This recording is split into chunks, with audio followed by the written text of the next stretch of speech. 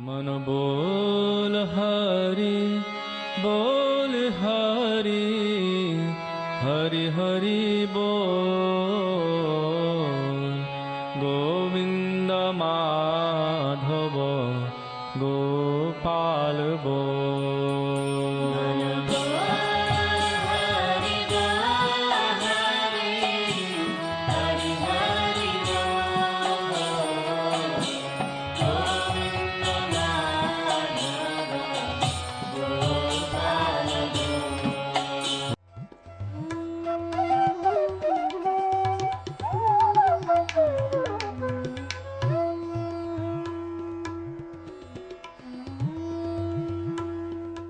ओम विष्णुपाद अष्टोत्तर श्री श्रीमद् भक्ति वेदांत नारायण गोस्वामी महाराज जी का शुभ आविर्भाव सन 1921 में बिहार के बक्सर जिले में मौनी अमावस्या के दिन अर्धरात्रि में हुआ था। प्रारंभ से ही इनकी धर्म में रुचि थी। बचपन में ही उन्होंने गीता रामायण आदि का अध्ययन किया था। संसार से अत्यंत तीव्र वैराग्य होने के कारण 25 वर्ष की आयु में ही वे गृहस्थ जीवन त्याग कर मठ में निवास करने लगे। सन 1946 में उन्होंने नित्य लीला प्रविष्ट ओम विष्णुपाद श्री श्रीमद् भक्ति प्रज्ञान केशव गोस्वामी महाराज जी से विधिवत दीक्षा प्राप्त की तथा सन 1954 में संन्यास ग्रहण किया। मथुरा में निवास करते हुए अपने गुरु की आज्ञा तथा कृपा से अनेक ग्रंथों का हिंदी भाषा में अनुवाद किया है। इनके प्रमुख ग्रंथ हैं श्रीमद् भगवद गीता, गीत गोविंद, जैव धर्म, वेणु गीत, भजन रहस्य, ब्रजमंडल परिक्रमा, श्री श्री वृहद भागवतामृतम। इन सभी ग्रंथों का English, Spanish, Dutch, French, German, Russian, Italian, Portuguese, Chinese आदि विश्व की अनेक भाषाओं में अनुवाद हो रहा है। लगभग पिछले 60 वर्षों से श्रील भक्ति वेदांत नारायण गोस्वामी जी महाराज ने भारत एवं विश्व के सभी प्रमुख देशों में शुद्ध भक्ति का प्रचार किया, अर्थात भक्ति योग की शिक्षा प्रदान की। श्रील गुरुदेव के भक्ति प्रचार कार्य से प्रोत्साहित होकर अमेरिका के ह्यूस्टन के मेयर द्वारा श्रीमान लीपी ब्राउन ने 31 मई सन 2003 को इन्हें ऑर्डिनरी सिटीजनशिप एवं गुडविल एम्बेसडर के सम्मान से विभूषित किया। सन 2003 में ध्वजाचार्य पीठ तथा विश्व धर्म संसद ने श्रील गुरुदेव को कृष्ण भक्ति, विश्व भर में सनातन धर्म के प्रचार प्रसार तथा ब्रजमंडल के संरक्षण एवं पुनरुद्धार हेतु अनेक अथक प्रयासों के लिए योगाचार्य की उपाधि से सम्मानित किया। इस प्रकार संपूर्ण विश्व में प्रेम धर्म का प्रचार प्रसार करते हुए श्रील भक्ति वेदांत नारायण गोस्वामी जी महाराज ने 29 दिसंबर 2010 को श्री जगन्नाथपुरी में अपनी भौम लीला को संवरण किया। वे अपनी दिव्य शिक्षाओं में और अपने निष्कपट आश्रित जनों के हृदय में सर्वदा विराजमान हैं। सबसे पहले मैं अपने गुरुदेव नित्य लीला प्रविष्ट ओम विष्णुपाद अष्टोत्तर परिवर्जिकाचार्य श्री श्रीमद् भक्ति वेदांत नारायण गोस्वामी महाराज जी के चरणों में प्रणाम करता हूँ। नित्य लीला प्रविष्ट ओम विष्णुपाद अष्टोत्तर परिवर्जिकाचार्य श्री श्रीमद् भक्ति वेदांत स्वामी शिला प्रभुपाद के चरणों में प्रणाम करता हूँ। अपने परम गुरुदेव नित्य लीला प्रविष्ट ओम विष्णुपाद अष्टोत्तर परिवर्जकाचार्य श्री श्रीमद् भक्ति प्रज्ञान केशव गोस्वामी महाराज जी के चरणों में प्रणाम करता हूँ और अपनी पूरी गुरु परंपरा के चरणों में प्रणाम करता हूँ। आप सब भक्तों का, श्रोताओं का, दर्शकों का स्वागत है। अब भगवान जगन्नाथ जी की रथ यात्रा आने वाली है। जब हम जगन्नाथ बोलते हैं उसका ये होता है कि जगत का नाथ, पूरे जगत का मालिक। उसकी रथ यात्रा कैसे निकलेगी? तो जो बड़े बड़े ज्ञानी, ब्रह्मवादी और योगी मुनि होते हैं वो कहते हैं भाई ये कुछ लोग भावुक हो गए हैं, अपनी भावनाओं में बह गए हैं। उस त्रिलोकीनाथ, 3 लोकों का मालिक, स्वर्गलोक, पृथ्वीलोक, पाताल लोक का मालिक एक रथ में कैसे बैठ सकता है? वो तो पूरे संसार को चलाने वाला है। संसार कितना भारी है, कितना बड़ा है, उसको कैसे रथ में बिठा सकते हैं? यहाँ पे ब्रह्मवादी लोग इस बात को नहीं मानते। क्या नहीं मानते हैं? कि भाई ये भक्त लोग भावुक हो गए हैं, वो जगत का नाथ है, उसको नहीं बिठा सकते हम एक रथ पे। ये बात ठीक है, लेकिन भगवान ने इस बात को क्या किया, ब्रह्मवादियों को हरा दिया। 9वें अध्याय के 11वें श्लोक में भगवत गीता में उन्होंने क्या बोला? उन्होंने कहा अवजनान्ति माम मूढ़ा मानुष्यम तनुम आश्रुतम आश्रुतम परम भावम अवजनान्तो माम भूता महेश्वरम। 9वें अध्याय का 11वां श्लोक। अवजनान्ति, अरे भाई नहीं जानते मुझे वो लोग। माम मूढ़ा, मूढ़ हैं, कम बुद्धि वाले हैं। मनुष्यम तनुम आश्रुतम, जब मैं आता हूं मनुष्य रूप में उनके सामने आ जाता हूं। आश्रुतम परम भावम, मेरे परम भाव को नहीं पहचान सकते। इस शरीर का भाव क्या है? जन्म, मृत्यु, बुढ़ापा और बीमारी। भगवान कहते हैं मेरा शरीर का भाव परम है। ऐसा नहीं है जो जन्म, मृत्यु, बुढ़ापा और बीमारी दिखाता है। भगवान का शरीर और हमारे शरीर में अंतर है। ब्रह्मवादी लोग इस बात से पीछे हट जाते हैं, कहते हैं अरे भगवान का शरीर कैसे हो सकता है, भगवान निराकार है, भगवान ब्रह्म है। उनका ये कहना है। और उसके हाथ नहीं है, उसके पाँव नहीं है, उसकी आंख नहीं है, वो ब्रह्म है, वो सब जगह है। भगवान ने बोला जब मैं आ गया तो वो लोग क्या हैं? मेरे परम भाव को नहीं जानते, मूढ़ हैं। मूढ़ मतलब कम बुद्धि वाले हैं। अब यहां पे हमने तो नहीं कहा, कृष्ण ने भगवान अर्जुन को गीता में 9वें अध्याय के 11वें श्लोक में ये बोल दिया। अब आइए योगी मुनियों के। योगी मुनि लोग अपनी योग सिद्धि से अष्टांग 8 उनके सीढ़ियां हैं। अष्टांग योग, यम, नियम, आसन, प्राणायाम, प्रत्याहार, धारणा, ध्यान और समाधि। ये 8 सीढ़ियों से चलते हुए समाधि, समधि, धी मतलब ध्यान, जो योगी मुनि सफल हो जाते हैं अपने अष्टांग योग में। अष्ट मतलब 8। अष्टांग योग में जो योगी मुनि सफल हो जाते हैं वो समाधि तक पहुंचते हैं और उस समाधि में उस परमात्मा के अपने हृदय में दर्शन करते हैं।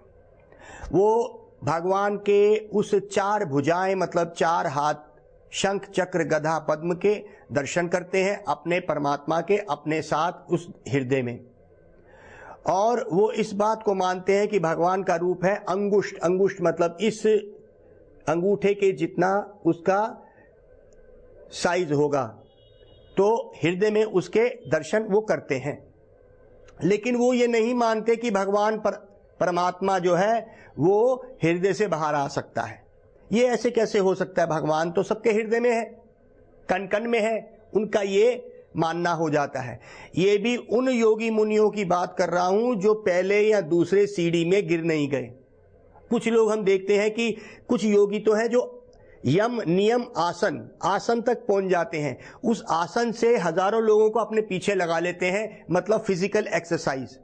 ये बात ठीक है कि जो व्यक्ति आसन तक पहुंच गया वो कई तरह के आसन करके अपने शरीर को वो स्वस्थ बना सकता है, उम्र लंबी कर सकता है। प्राणायाम उसका अगला। प्राणायाम अर्थात ये सांसों को भी वो अपने नियंत्रण में करके इस शरीर की कई ऐसी अच्छी शक्तियां पैदा कर सकता है, दुनिया को पीछे लगा सकता है।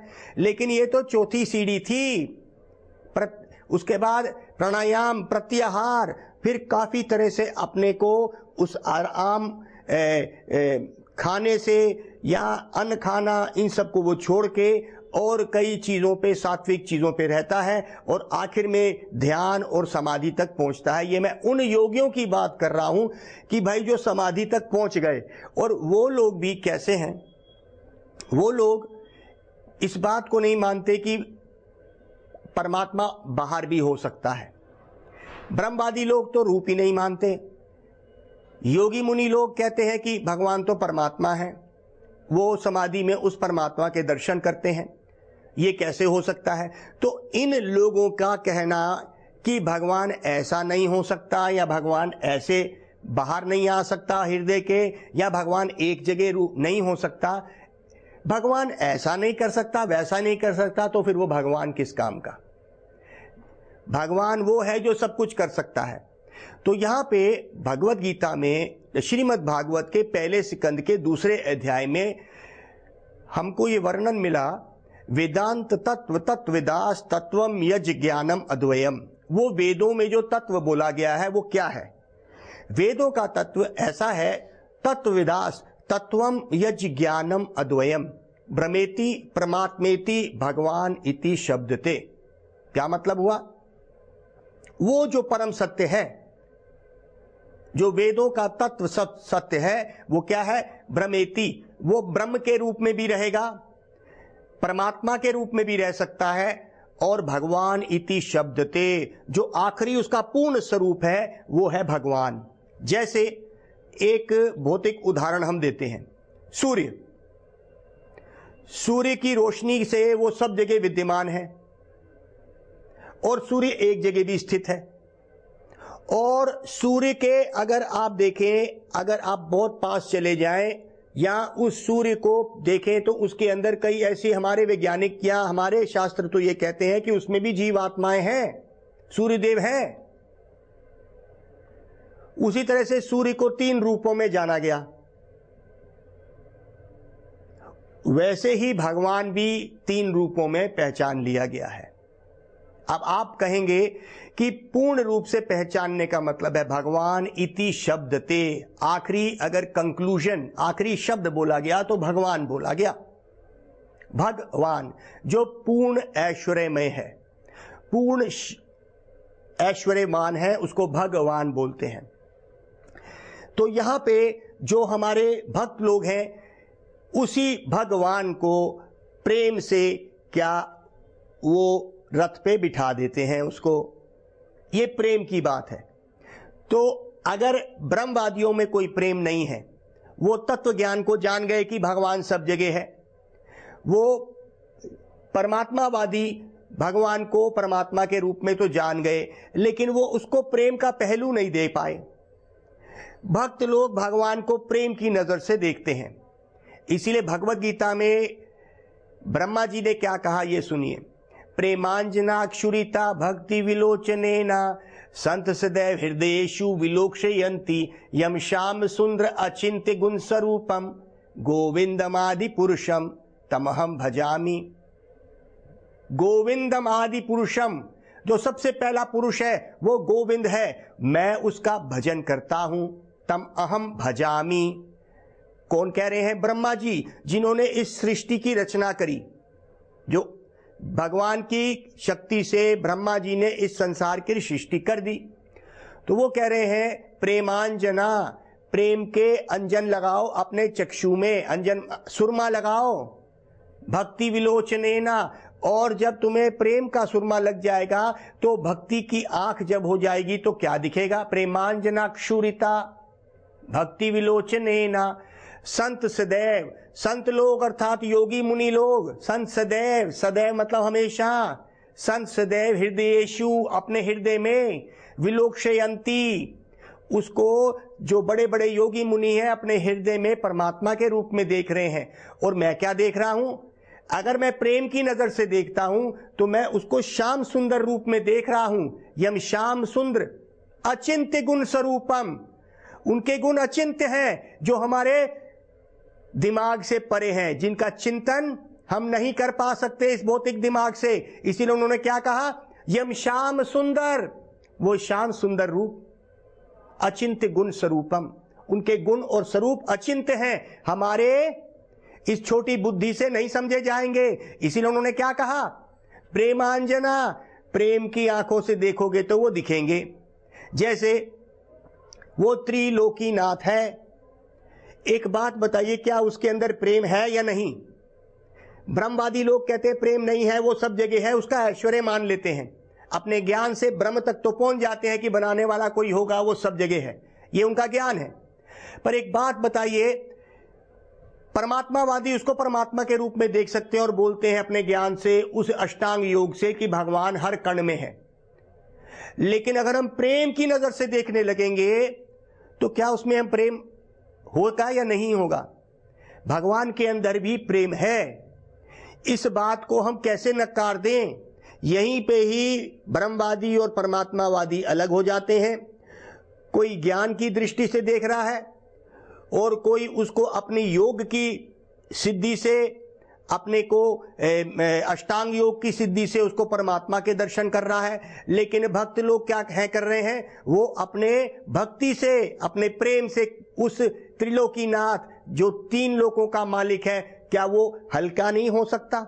जो पूरे संसार को चला रहा है अभी इस वक्त, वो हल्का बन सकता है कि नहीं? वो हल्का होके रथ पे भी बैठ सकता है, वो छोटा होके एक जगह पे सिमट भी सकता है। जैसे सूरज सब जगह चमकता है, लेकिन सूरज एक जगह भी है। तो एक संसारिक चीज जो हमें दिख रही है वो एक जगह होते हुए भी सब जगह विराजमान हो जाती। सूर्य की किरणें, सूर्य एक जगह होके सूर्य की किरणों के रूप में वो सब जगह है। उसी तरह से वही जगत का नाथ है, वो जगत का मालिक, लेकिन वो अपनी भक्तों की प्रेम की वजह से उनके ऊपर कृपा करता है। और वो क्या करता है? अपने बड़े सिंहासन को छोड़ के वो रथ पे बैठ जाता है। हजारों साल पुरानी ये जगन्नाथ रथ यात्रा चल रही है, सतयुग से कहते हैं चली आ रही है। जब भगवान, इसको इस तरह समझने का तरीका है, जब भगवान बहुत कृपालु हो जाते हैं और ऐसे कुछ जीवात्माएं जो इस संसार के जन्म मृत्यु के बंधन में बंधी हैं, उनको इतना भी समय नहीं है कि वो भगवान के दर्शन मंदिर में जाके करें, तो भगवान इतने कृपालु हो जाते हैं कि वो अपना सिंहासन छोड़ के स्वयं वो बाहर आ जाते हैं। ऐसा ही होता है वो जगन्नाथपुरी उड़ीसा के अंदर। हर साल भगवान जगन्नाथ अपने भैया बलदेव और अपनी बहन सुभद्रा के साथ अपना सिंहासन छोड़ के कृपालु बन के वो क्या करते हैं? वो इस रथ पे बैठ जाते हैं जो भक्तों ने बड़े प्रेम से बनाया है। और भक्त लोग क्या करते हैं? इतना भारी इंसान जो पूरे संसार को चला रहा है, पूरे संसार को चला रहा है, आज वो हल्का भी हो गया। अब परमात्मावादी और ब्रह्मवादी लोग इस बात को नहीं मानेंगे वो हल्का हो गया। वो कहेंगे ऐसा कैसे हो सकता है? अरे भाई, वो भगवान है, वो कुछ भी कर सकता है और आपके प्रेम से वो कुछ भी हो सकता है। जैसे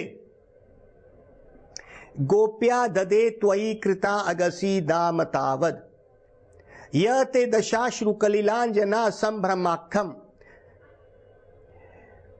वक्त्रम निनीयत भय भावनाया स्थितस्य स माम विमुह्यति भीरति यद बिभेति। कुंती देवी अपनी प्रार्थनाओं में कहती, प्रभु ये तेरी मुह्यति, मेरे को भी मोहम विमोहयति, वी मतलब विशेष रूप से ये तेरी जो लीलाएं हैं ब्रज के अंदर वो मुझे मोहित कर देती हैं। विमुह्यति यद बिभेति, जिससे स्वयं कालदेव डरता है, स्वयं भय भी डरने लगता है तेरे से। और तू क्या करता है? जब मैं ये तेरी बात सुनती हूं कि यशोदा मां ने तेरे को सुबह तो काजल लगाया था और तू कितना सुंदर दिख रहा था। गोप्या ददे त्वयि कृता अगसी, कृत अगसी, तेरे द्वारा करा गया काम, क्या? मटकी तोड़ दी। तेरे द्वारा करा गया ये काम गोप्या, गोप्या मतलब उस गोपी द्वारा पसंद नहीं आया और तेरे को बांध दिया।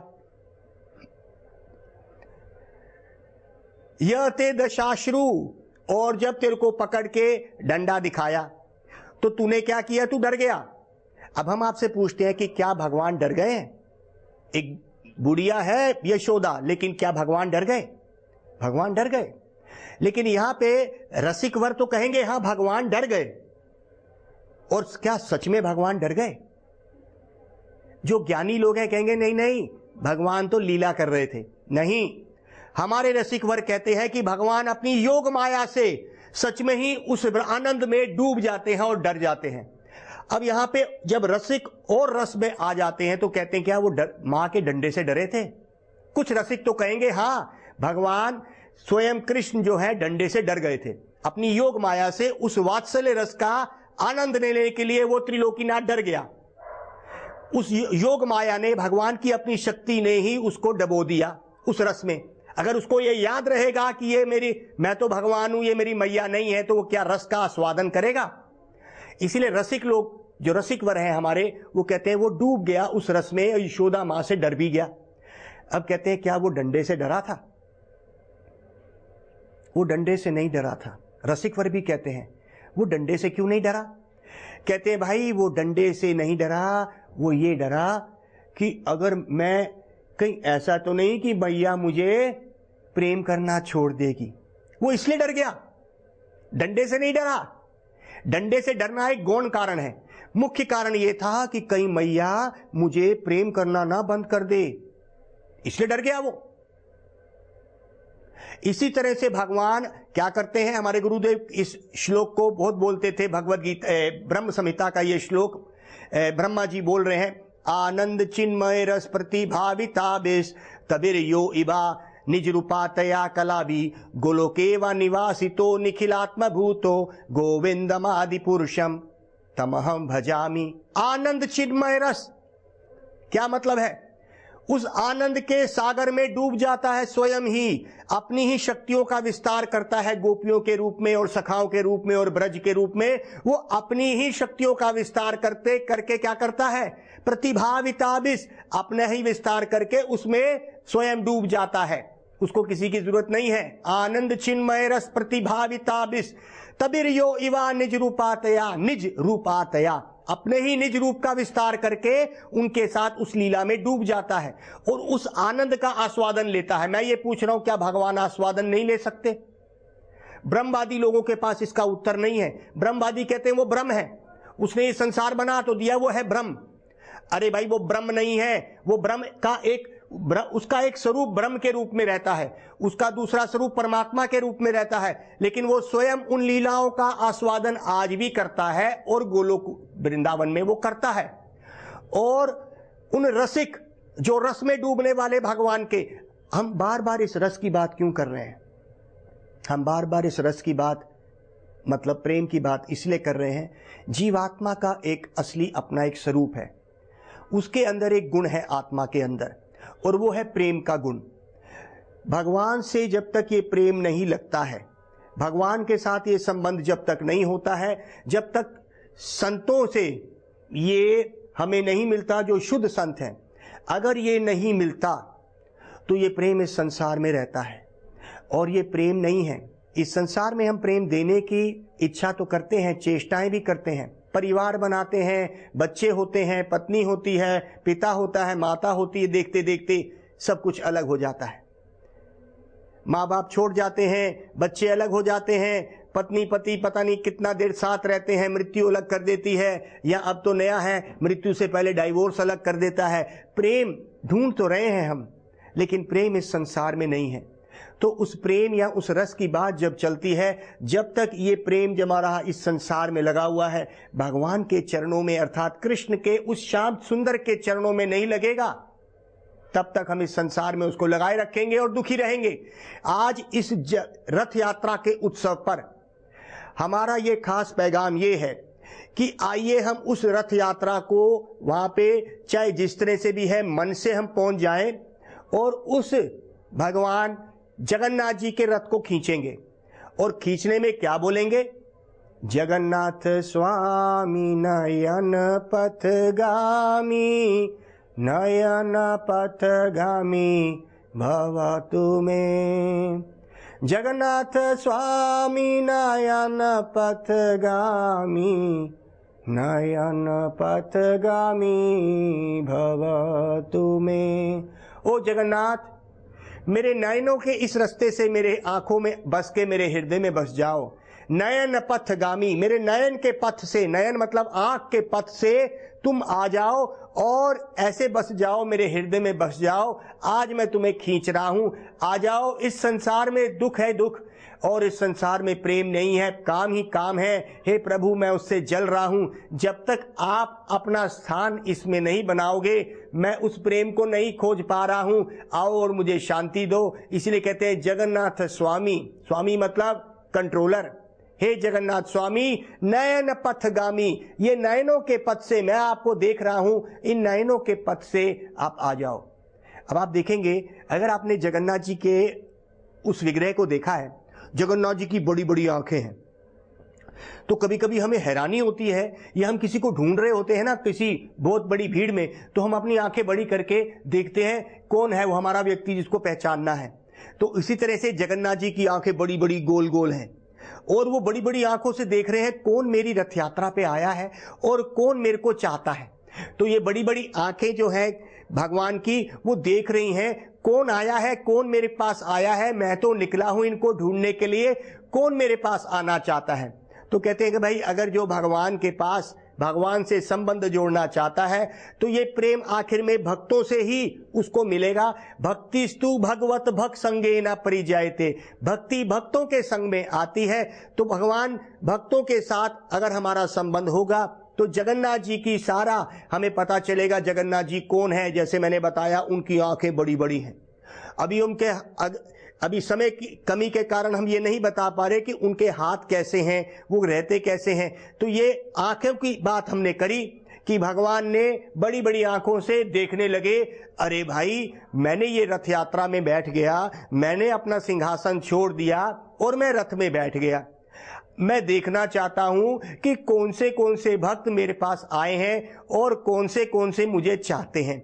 वहां पे हर प्रकार के लोग आते हैं, बड़े बड़े मायावादी आते हैं। मायावादी मतलब वो ये जानते हैं ये संसार सत्य नहीं है, संसार जो है झूठ है, वो जगन मिथ्या ब्रह्म सत्य, वो ब्रह्म ही सत्य है, ये सत्य है ही नहीं, ये संसार झूठ है।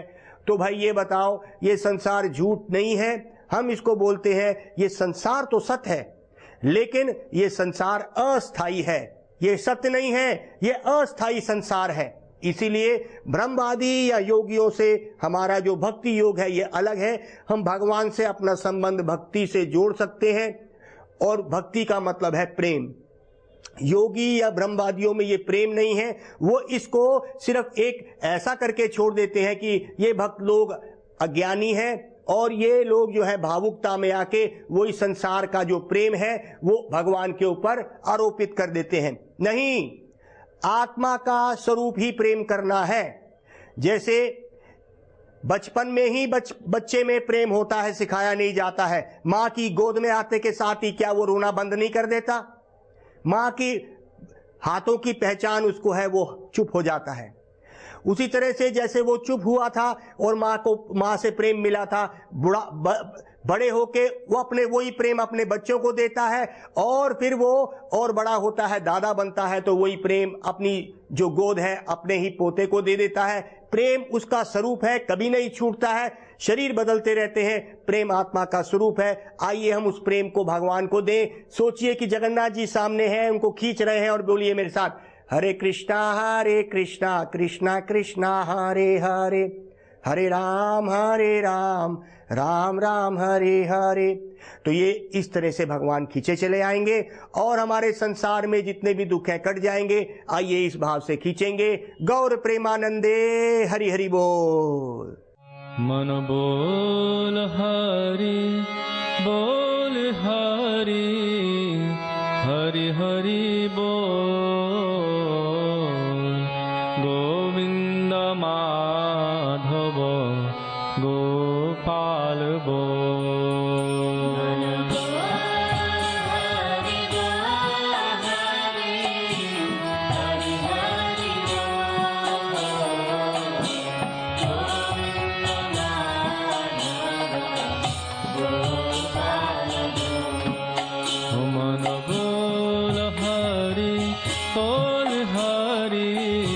हरि हरि बोल,